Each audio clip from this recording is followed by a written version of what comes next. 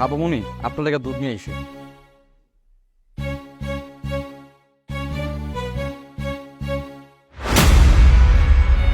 কি এই দুধে বিষ আছে? কে মিশিয়েছে এই বিষ? আমি কেমনে কমো এটা আমি জানি না। ঠিক আছে আমি জায়গা। আরে আমার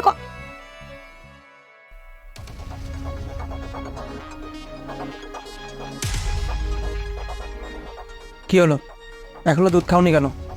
না, আমি এই দুধ খেতে পারবো দুধ খেতে পারবি না মানে? তোকে দুধ খেতে বলেছি, তুই দুধ খা।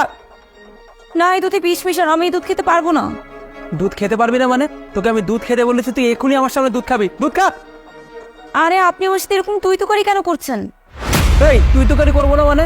আরে আমি যে তোকে বিয়ে করেছি না, এটা তোর পরিবারের না কপাল, ঠিক আছে? তোকে দুধ খেতে বলেছি, তুই দুধ খা। বললাম তো এই দুধ আমি খেতে পারবো না, এই দুধে বিষ মিশানো আছে।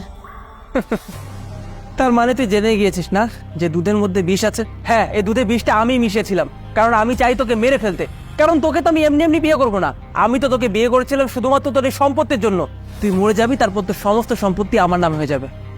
আরে আমার সম্পত্তি আর আপনার সম্পত্তির মধ্যে কি পার্থক্য আছে? আমার যা সবকিছু তো আপনিই পাবেন। আর আপনার যদি এখনই লাগতো আমাকে বলতেন, আমি সবকিছু নিঃসন্দেহে আপনার নামে করে দিতাম।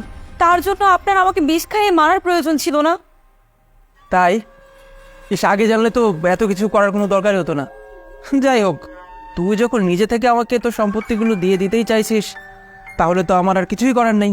বিয়ে যখন করেছি, বাসর তো করতেই হবে, তাই না? আফটার অল আমি তো অনেকদিন ধরে ক্ষুধার্ত, খেতে তো আমাকে হবেই। তবে বাসর তো আমি তোর সঙ্গে করবো না, বাসর করব আমি আমারই গার্লফ্রেন্ড তানিয়ার সঙ্গে। তানিয়া বেবি, কোথায় তুমি? কি ব্যাপার সাজিদ, ও এখনো এখানে বসে আছে কেন?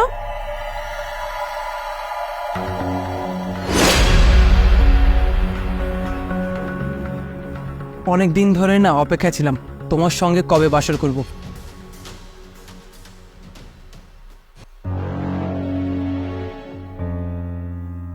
আমি এখন কি করব? হে আল্লাহ, তোমার কাছে এই অবস্থায় হাত তোলা ছাড়া আমার কাছে করার মতো কোনো কিছুই নেই। আমি জানি না যে আমি কোন পাপের শাস্তি পাচ্ছি। সারা জীবন তোমার পথে চলে এসেছি, তারপরে এত বড় শাস্তি তুমি আমাকে কেন দিচ্ছ? আমার স্বামীর এই দৃশ্য আমি নিজের চোখে দেখতে পারছি না। তুমি ওকে হেদায়েত দান করো। ও যে ভুলগুলো করছে ওকে উপলব্ধি করার সুযোগ দাও। ওকে ওর ভুলগুলো সংশোধন করার সুযোগ দাও আল্লাহ। আর ও যে নাবালকের মতো ভুলগুলো করছে এই জন্য ওকে মাফ করে দাও। ওর যত শাস্তি সবকিছু আমাকে দাও, আমি মাথা পেতে নিব। তারপরে ওকে তুমি কোনো শাস্তি দিও না। ওকে তোমার পথে এনে দাও আল্লাহ, ওকে আমার কাছে ফিরিয়ে দাও। এই দাঁড়াও, কি করছো তুমি এটা? কি করছি মানে? তুমি দেখতেছো না যে ও আমাদেরকে ডিস্টার্ব করতেছে? ওর জন্য আমরা আমাদের কাজটা ঠিক মতো করতে পারতেছি না। এই দাঁড়া। ডিস্টার্ব ওর জন্য হচ্ছে না, ডিস্টার্ব করছো তুমি আমাদেরকে। আমি ডিস্টার্ব করতেছি মানে? দেখো সাজিদ, আমাদের তো কথা ছিল যে আমরা দুজন বিয়ে করব, আর ওর যে জায়গা জমি আছে, গাড়ি বাড়ি আছে, সব দখল করে আমরা বাসর করব, আমরা সব কিছু করব। আমরা তো একসাথে সংসার। সব একদম আমার কাছে আসার চেষ্টা করবে না। কিছুক্ষণ আগেও আমার এই ডিসিশন ছিল যে সমস্ত সম্পত্তি আমি আমার নিজের নামে করে নেব, আর তারপর তোমার সঙ্গে সংসার করব। কিন্তু না, এখন এই মুহূর্তে দাঁড়িয়ে আমি আর সেই সিদ্ধান্তে উপনীত থাকতে পারলাম না। তুমি খেয়াল করে দেখেছো, আমি আর তুমি যখন রোমান্স করতে যাচ্ছিলাম, এই বেচারিটা কি করছিল? ও আল্লাহর কাছে আমার জন্য দোয়া করছিল। যে মেয়ের সঙ্গে আমি এত খারাপ ব্যবহার করছিলাম শুধুমাত্র তোমার জন্য, সেই মেয়ে আমার হয়ে আল্লাহর কাছে দোয়া চাচ্ছিল। আল্লাহর কাছে এটাই বলছিল, আল্লাহ যেন আমাকে হেদায়েত দান করে। একটা মেয়ে একটা ছেলেকে কি পরিমাণ ভালোবাসলে এই ধরনের কাজ করতে পারে, একটাবার ভেবে দেখো তো। দেখো তানিয়া, তোমার সঙ্গে আমার যে কমিটমেন্ট ছিল সব কিছু এখানেই শেষ। আমি তোমার সঙ্গে আর কোনো সম্পর্ক রাখতে চাই না। তুমি তুমি প্লিজ এখান থেকে চলে যাও। তুমি আমার সাথে যেটা করছো না, এটা আমি সারা জীবন মনে রাখবো। হ্যাঁ যাও যাও, শৌখিনের অভিশাপে কখনো গরু মরে না।